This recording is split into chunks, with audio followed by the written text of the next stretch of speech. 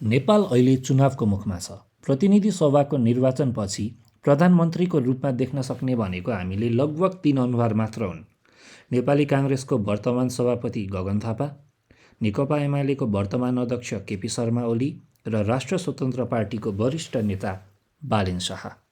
गगन थापा काठमाडौँ क्षेत्र नम्बर 4बाट चुनाव लडिरहेका छन् भने बालेन शाह र केपी शर्मा ओली झापा 5बाट चुनाव लडिरहेका छन्। यो 3 अनुहारमा जनताले रुचाइरहेका चाहिँ कसलाई छन् त? बालेन। युवाहरूको माझमा प्रसिद्ध छन् बालेन र उनको भिजन राष्ट्रको हितको लागि र राष्ट्र परिवर्तन गर्नको लागि एकदम राम्रो छ। उनको काम गर्ने तरिका र उनले लिने निर्णय एकदम ठिक छ। उनले काठमाडौँ महानगरमा पुर्याएको योगदान अविस्मरणीय छ। गगन।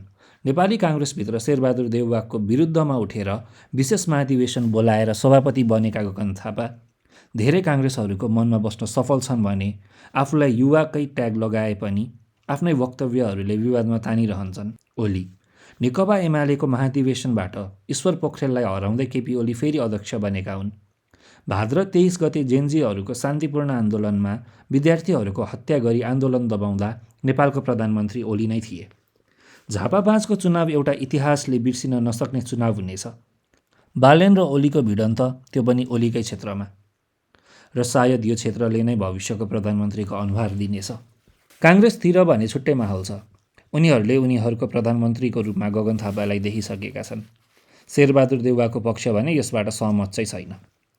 हामीले गगन थापा, बालेन शाह र केपी ओलीलाई सानो भाषामा हेर्ने हो भने गगन थापालाई भाषण र नीतिको रूपमा देख्न सक्छौँ, केपी ओलीलाई शक्ति र अनुभवको रूपमा देख्न सक्छौँ भने बालेन शाहलाई निर्णय र कामको रूपमा देख्न सक्छौँ। गगन परिवर्तनको कुरा गर्छन्, ओली स्थिरता र शक्ति देखाउँछन्, बालेन परिवर्तन गरेर देखाउँछन्। अब आइरहेको चुनावमा तपाईँले खोजिरहनु भएको प्रधानमन्त्री चाहिँ को त?